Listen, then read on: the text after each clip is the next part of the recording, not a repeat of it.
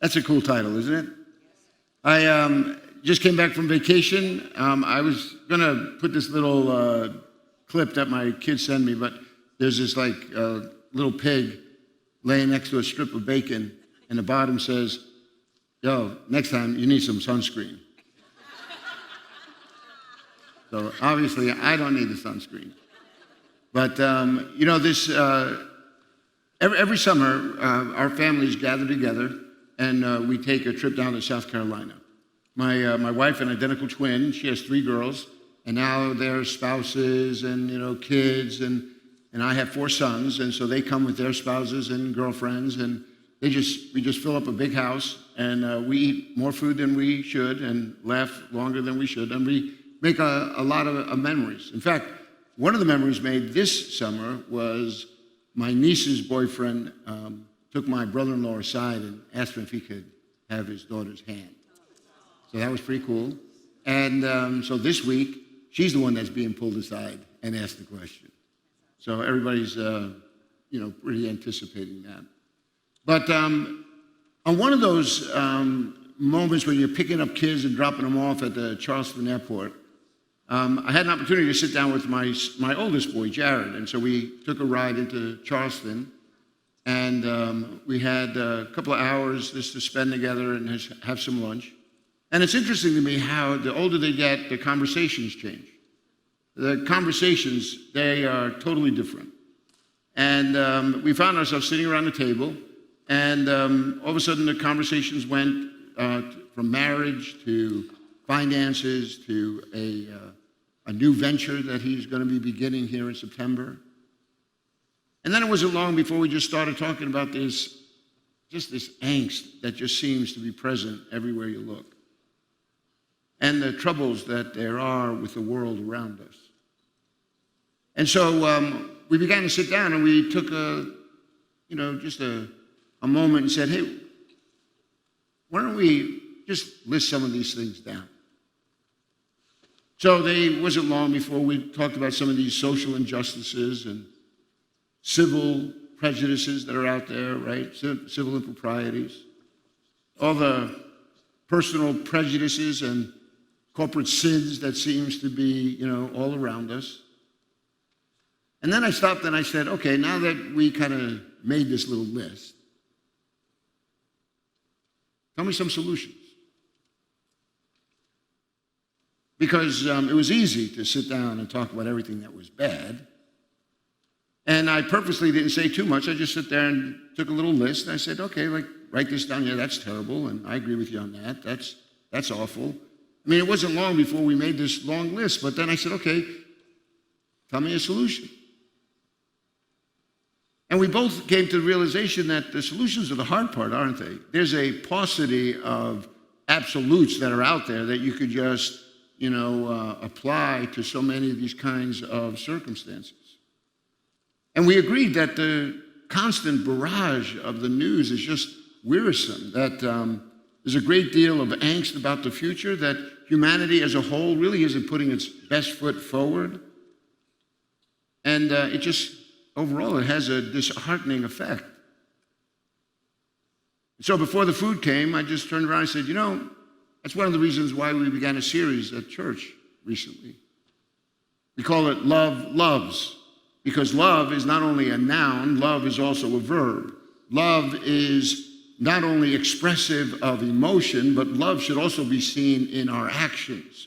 So love loves, and it ought to be directed to everybody always. And that was an opportunity to talk to him about that book by Bob Goff and some of the stories that were in that book. But even though it's difficult to find the solutions, people are going to try and find some kind of solutions on their own. I mean, you are going to try and fill in this gap. For some people, it's going to be a matter of just returning evil for evil. Some people, it's a matter then of just finding ways to exercise their own justice.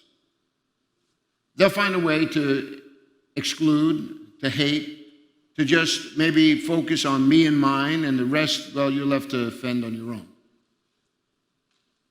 But is that really the alternative? Is that really what we're being called to do? Now, these struggles, they've been around for a long time. And even though, as I said, there are few answers, the root of these problems, well, while they may be rarely discussed, I think as believers, we ought to really understand what these things are all about. And I'm going to share with you a little bit about this human dilemma. And if you have your sermon card in front of you, I'd like to write this down. And I'm telling you, you're going to find numerous opportunities to use what I'm just about to share with you. My son yesterday, Jake's now, 23, 24. He was at front row with a friend of his who's moving out to the Carolinas. And they were just talking, and he says, Dad, man, we had this whole, wide range of conversation. He says, it's probably the most adult conversation I had with one of my friends in a long time. And part of what came out of that conversation was some of the things that, as a kid, he's been hearing me talk about since he's been small. Because there is a struggle when it comes to this human dilemma. And that struggle, I think, is kind of pointedly referred to in the Gospel of Matthew in chapter 15, verse 19. Jesus is the one who's speaking here. And notice what he says.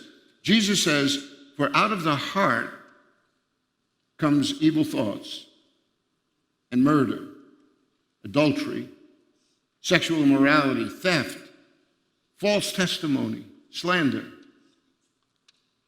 It's not that people do these things to us alone. It's saying that these are the things that come out of our own human nature. There is this fallenness that affects every single one of us. And if we're looking for, hey, maybe if you got better education, it would cure that. Or if you lived in a better neighborhood, it would cure that. If I had a better job, if I had a better spouse, if I had better friends. Well, it might improve some things, but the condition of the heart is something that Jesus is saying can only be cured by him. And the root of this problem is to be found in the depravity of our own heart. So that should give us a little pause in our spirit before we start pointing the finger at everybody around us. But it goes even deeper than that. Because while this is the struggle that is within, there is an enemy. But sometimes the enemy can be mistaken. See, here in Ephesians chapter 6, verses 12 through 13, the Apostle Paul is providing us with an understanding of where the true enemy lies. And he does it this way. Look at verse 12. He says, our struggle is not against flesh and blood, but against the rulers, against the authorities, against the powers of this dark world, against the spiritual forces of evil in the heavenly realms. Take a moment and look at the text again. You notice that the struggle, it says, it's not flesh and blood. In other words, the enemy, the true enemy that we are facing in this world isn't just other people. But it's other people who have allowed this kind of evil to so infest their own hearts and their own minds and their actions that what spills out from the inside is just fanned into flame by the enemy of our souls. What the text is really telling us is that there is a reality of a spiritual war, and the war is affecting every sector of our society. But here's the good news. See, the church, God's people, are supposed to be on the front lines of this conflict. Because greater is he that is in us than he that's in the world. The sovereign power lies with the God who created the heavens and the earth, the God who has manifested himself in Jesus, who became flesh. He gives us a picture now of the one who is going to reign supreme. And all rulers, all authorities, all powers, it says, are going to be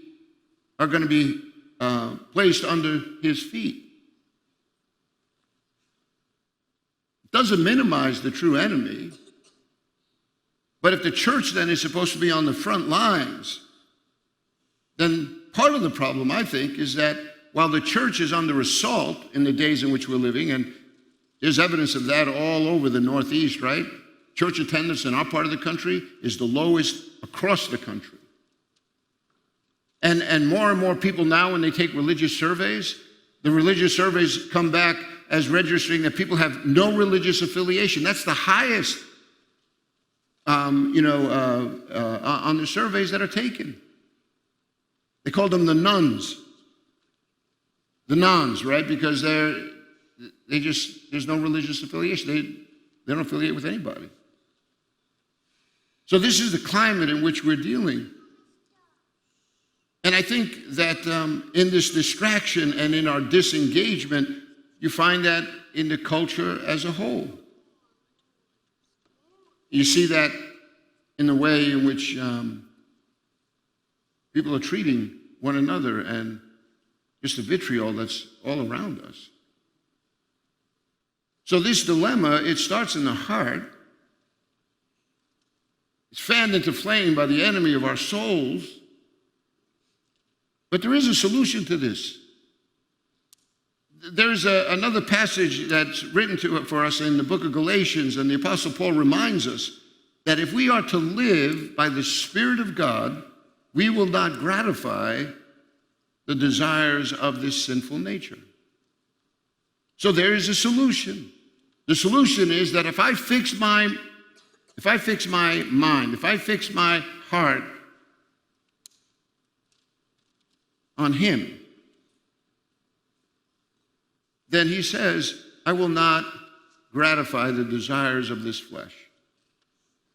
There's a stark contrast then that's made between my sinful nature and this spirit that is in me. And I want you to notice something in the text that I put here for you, because it underscores this solution. You notice it says here, the acts of the sinful nature are obvious. Later down in that text, look at verse 20 says, at 22, it says, but the fruit of the Spirit, and then it's going to describe what the fruit is. Do you catch this comparison here? There are the acts of the sinful nature, and there is this fruit of the Spirit. Both of them are made manifest. Both of them are being produced either by the Spirit that rests in you or by this sinful nature, how now it is going to act out. And I'm sure nobody here needs to be convinced, but look what it says in the text. Again, it says, these are the acts that come from this sinful nature. And when I read this list, then just think about the world in which we're living. Sexual immorality, impurity, debauchery, idolatry, witchcraft, hatred, discord, jealousy, fits of rage, selfish ambition, dissensions, factions, drunkenness, envy, orgies, and the like. It's not difficult to recognize that these acts are obvious all around us, and we've already heard from the mouth of Jesus that all of these things come from where? From the heart. If the heart is not redeemed, it's just going to repeat the very acts of this sinful nature over and over again. But the fruit of the Spirit is love and joy and peace and patience, gentleness, goodness, faithfulness, kindness, self-control. See, if the Spirit of God is in you and we lean into that Spirit, it says the very fruit that Spirit in us will produce is the very things that we're chasing after. Who doesn't want to live a life filled with more love and joy? Who doesn't want to experience more peace and patience? We talk about wanting goodness and kindness. It's to be found in a walk with God. It's owing ourselves. It's like allowing this Spirit now to just move us and to prompt us in the way in which we deal with our thoughts and the way in which we deal with the world around us. See, the problems affecting the generation could be redeemed and resolved with the redeeming of the heart. And ultimately, they will be dealt with the defeat of the true enemy of our souls. Victory is going to be experienced when we begin to turn our allegiance from ourselves to Jesus, by exchanging his power for our weakness, by crucifying the desires of this sinful nature, and then being transformed by the renewing of our minds. Now, it's a rough road. It's a narrow way, but the guide has proven to be reliable, and the mission, well, it's clear. So if that's the very root of this dilemma in which we're living with, then you can begin to see that the answer to some of these problems that are around us rest really in this redemptive good news that Jesus is bringing. If I lay hold of this good news gospel, it will affect the way in which I live and the way in fact I deal with the world around me. And you get enough people doing that, it will affect change.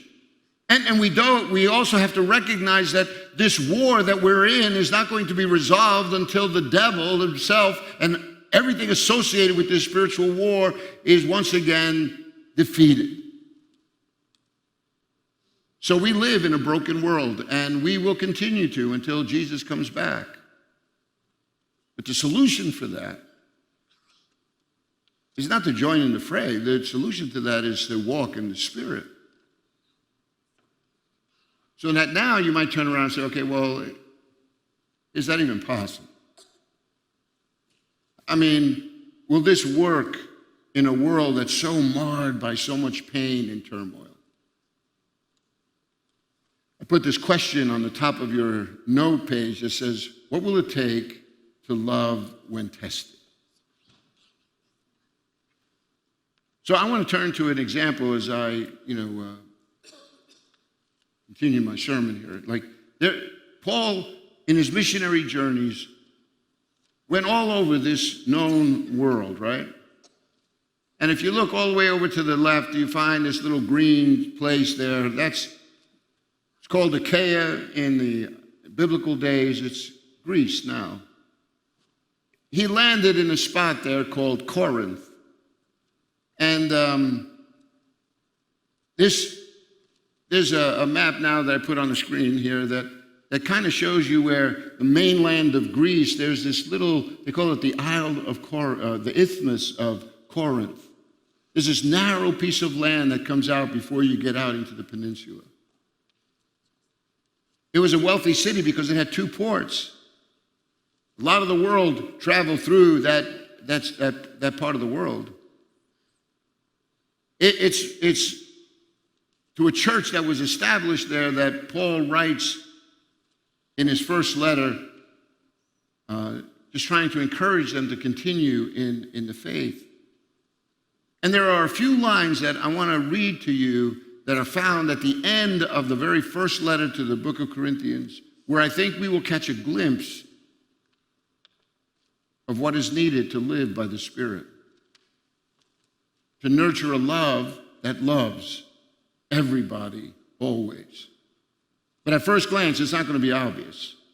But I think you're going to agree with me as we finish that this makes perfect sense. The text is found in 1 Corinthians 16, verses 5 through 7. It's typical, like at the end of the letter where you're just sending all these greetings to everybody. It's one of those things that you kind of read and you just quickly just go by because it talks about names you may not know and all these little details. But I want you to notice what it says. Paul writes here, he says, after I go through Macedonia, I will come to you. For I will be going through Macedonia. Perhaps I'll stay with you a while or even spend the winter so that you can help me on my journey wherever I go. I don't want to see you now and make only a passing visit. I hope to spend some time with you if the Lord permits. Now, I want you to focus in on the last of those words. I want you to read them again. Because I want you to think for a moment, what's the impression that you get as you read these words? Where he says, I don't want to see you now and make only a passing visit. I hope to spend some time with you, if the Lord permits. When you read those words, what would you, if somebody said, well, what do you think about this relationship that Paul has with the Corinthian church? Would you not maybe say, it looks like he really cares for these people, there's a longing to see them again, a desire to spend some quality time, not just a brief time, maybe a yearning even to alter his plans so that wherever he is, he's going to try and find a way to get back there again. I think we're given the impression that there's a deep friendship, a familiarity that exists between Paul and the Corinthians, that he's not even afraid to say, look, I'm going to come and I'm going to spend like a long time with you.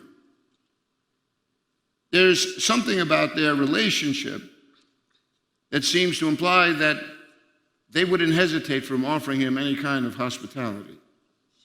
The words, I hope to spend some time with you, are a confident statement of his intention. But now, if you know something about the book of Corinthians, while everything seems pleasant, and there's this straightforward manner in which Paul shares his plans, all you have to do is begin to read through the book of 1 Corinthians and realize that there is a great deal of tension. A closer look reveals that the relationship between Paul and the Corinthians is greatly strained. In fact, Paul's letter to the Corinthians reveals very strong opposition to him as a person and to the message that he's bringing. The tone of the letter to the Corinthians is not just one that's informative or corrective, but it's downright combative.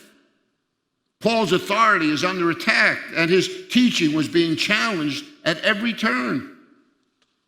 Since he established that church to now what prompted him to write them, there were teachers that had raised up that now were trying to call people in an entirely different direction from that which Paul had laid down for them. And so now Paul addresses a number of those issues in the book of Corinthians. And if you go back maybe this week and you just read through Corinthians, you'll see it to be true. There are divisions and factions that were destroying the very unity of the church. You could imagine how this works out, right? Some people, they heard Apollos, who is a noted teacher in the New Testament. And they say, hey, I love Apollos, man. I want to follow him. Somebody said, no, I love Peter. I follow Peter. Somebody said, no, I follow Paul. And then the really religious group said, no, we follow Jesus. But with all of their picking and choosing, they forgot that there was one Lord, one faith, one baptism, one God and Father over us all.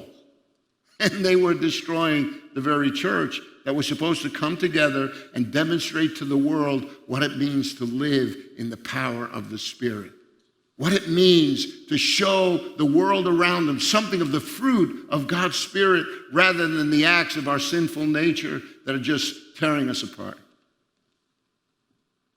And if that wasn't enough, there was immorality that was going unchecked. Listen to this text that is found in 1 Corinthians chapter 5. It says, it is actually reported that there is sexual immorality among you, and of a kind that does not occur even among pagans, that a man has his father's wife. So somehow there is this situation that's taking place within the Corinthian church, and everybody knows about it, and Paul's saying nobody's even addressing it. You're supposed to be different than the world all around you, and yet you're just like them. I thought God called us to a different way. You go on, and you know what you read? You read about lawsuits. You read about false views that people were promoting regarding marriage. You find that there was an abuse of the Lord's table, so that when they would come and celebrate, in that day, they usually had a meal together. People were eating without any kind of, thought about those who perhaps had nothing to eat. They would drink and get drunk.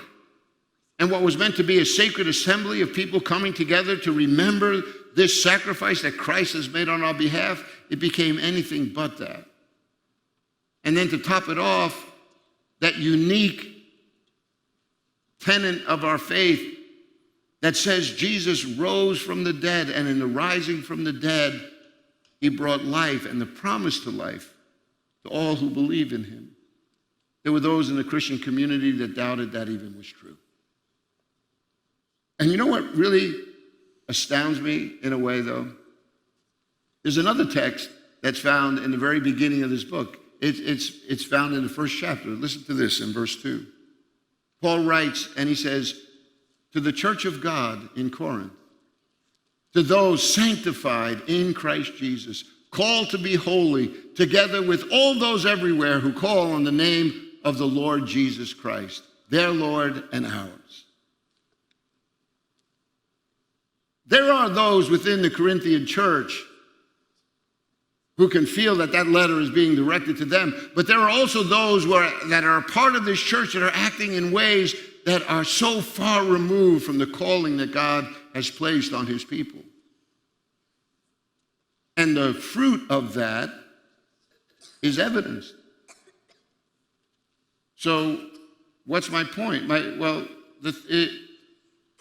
When you read this book, you realize then that Paul is writing to people who don't really like him very much. People who are very resistant. And yet he writes, I don't want to come and see you now and make only a passing visit. I hope to spend some time with you, if the Lord permits. Is he lying? Or is he telling the truth? I think that if we look a little bit closer at what's going on in this letter, we're going to get some things that reveal something of this resolve that is inside of the Apostle Paul. Something about this driving passion, and uncover why he is able to overlook the offense, the criticism, and maintain his sense of focus. Why he doesn't turn bitter, callous, why he doesn't just give up or just walk away. What you'll discover is the root of Paul's resolve to love everybody, always. And so let's talk about these three marks that you'll see in Paul's life. If you're going to strengthen your resolve, one thing's for certain, you better know Jesus. Because as I already mentioned to you, if what comes out of a man's heart is what defiles him, then we all need a redeemed heart. And the only way to get that redeemed heart is in a relationship with the one who says, I died for you. I'm the one who forgives you of your sin. I am the one that says, now I am going to give you the gift of the Holy Spirit, a spirit not of fear, but a spirit of power and of love and of self-discipline. That's why I put this note here in your text. It says that this passage from 1 Corinthians, it talks about this message and its power. So if I'm going to have a resolve that is going to be able to stand up against sometimes the criticism of the world that's around me and everything that's wrong, if I'm not going to allow myself to be so, impacted by it that I get this sense of bitterness, my heart develops a callous, I learn to just look out for me and mine and forget everybody else, the only way I'm going to do that is if I truly know who this Jesus is. And I put in your text this passage from the book of Colossians. It's one of the most beautiful expressions. Listen to this. It's describing who this Jesus is and why we should know him. It says he is the image of the invisible God, the firstborn over all creation. For by him all things were created, things in heaven and on earth, visible and invisible, whether thrones or powers or rulers or authorities. You catch that? Whether they be, what does it say? Whether they be thrones or powers or rulers or authorities.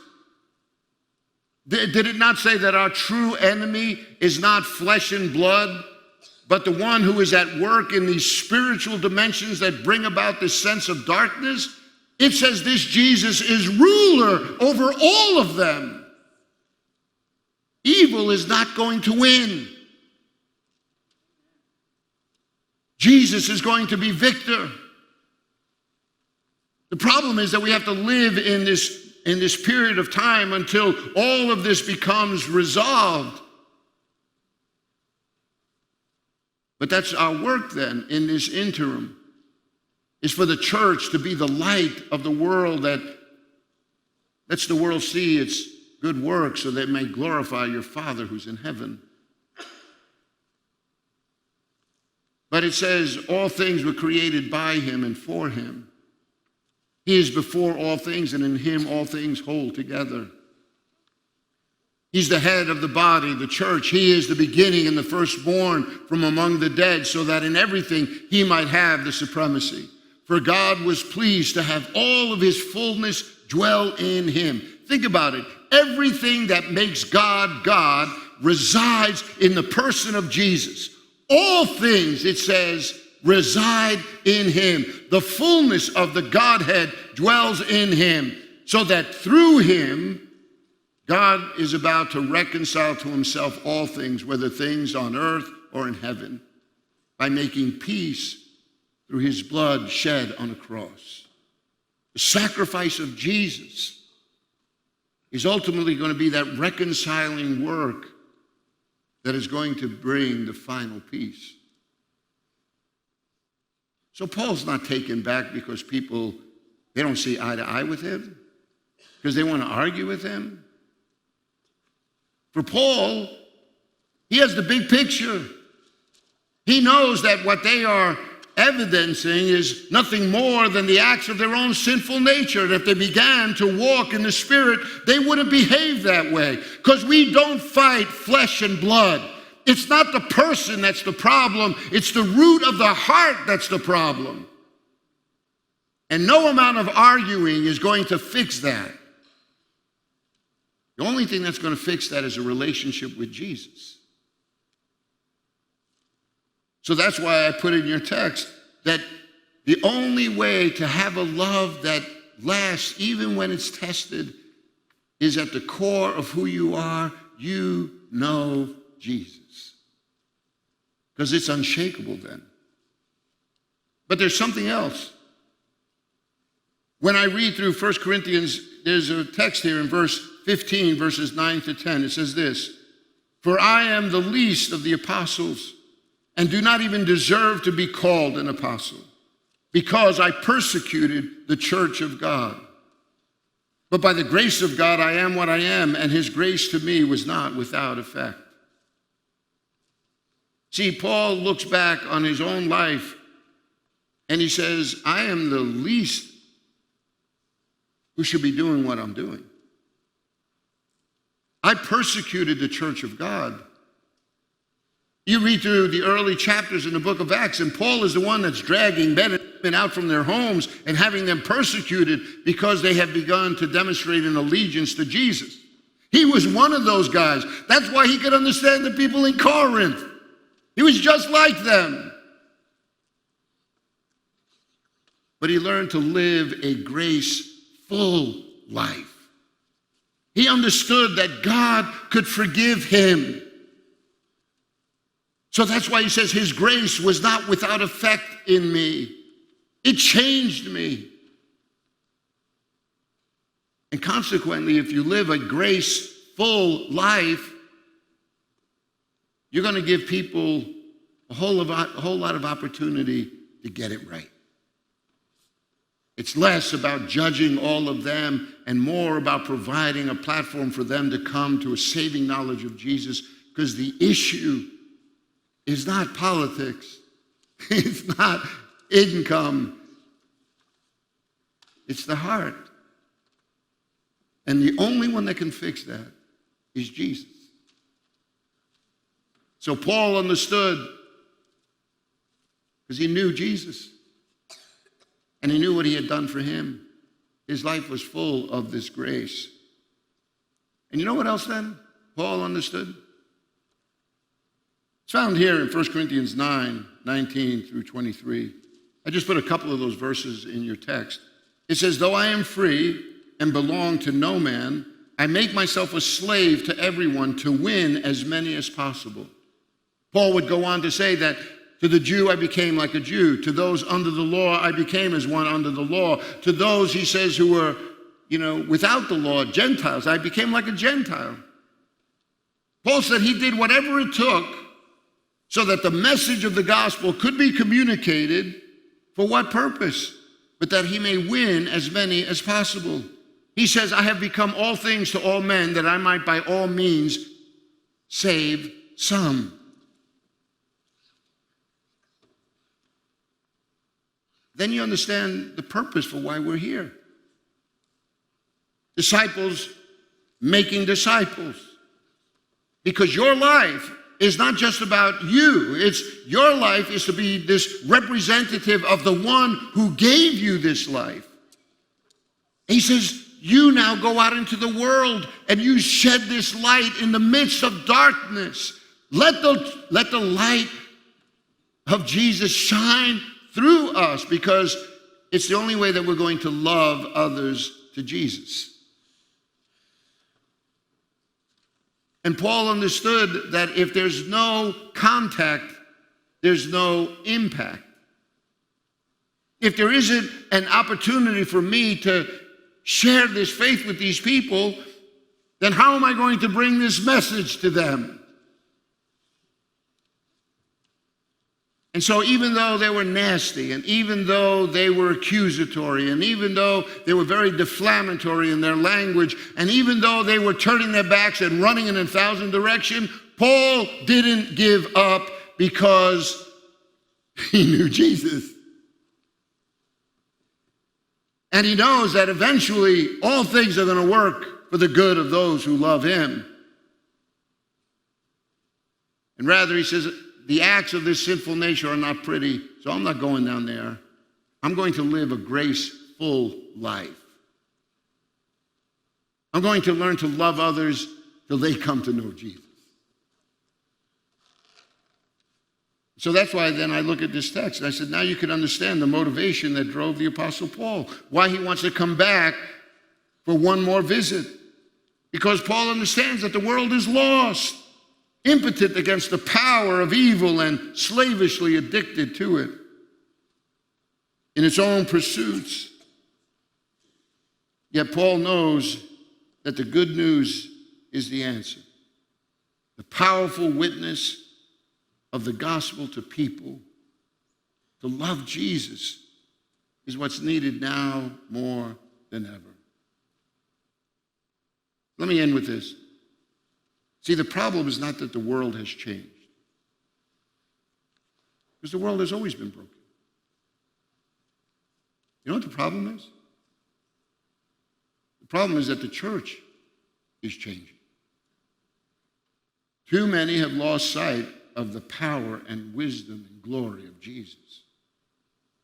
Too many have diminished God's gift of grace. Too many are retreating from God's call to let our light shine. I've been in ministry since 1979. Almost 40 years. Kind of crazy. I've seen the church at its worst. My very first assignment was at a church where I was a youth pastor. And I wound up having to confront the pastor because he was sleeping with his daughter. And that church just like crumbled. I've seen the church at its worst. And there have been times that I've been discouraged and bewildered, angered and disillusioned. There have been times when I was weary. But God has proven himself to me over and over again that he is more than able to accomplish all that we commit to him.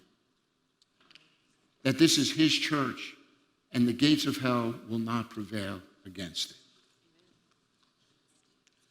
So the challenge was, is, and always will be for us to know Jesus, to understand his will and his way, to live graceful, taking comfort in his mercy and sharing it with others. It's the only way to see the heart redeemed and the enemy defeated. So how about if we just pray, maybe get some rest, maybe take some time to renew your spirit. And then how about if you just sit down maybe and write a letter to those who are proving to be kind of difficult, and just say, I hope to spend some time with you. Because see, love loves everybody, always. Let's pray. Father, I want to thank you for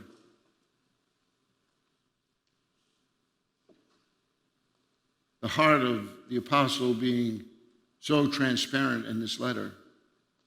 I particularly appreciate, Lord, that you don't hide all of the blemishes. They are there for us to read. This church in Corinth was less than ideal, filled with people who were still too much of the world and too little of the Spirit. But yet, Lord, we see in the approach of the Apostle Paul his understanding that in you there is power, that you are able to finish what you complete, that we have been called to win as many as possible.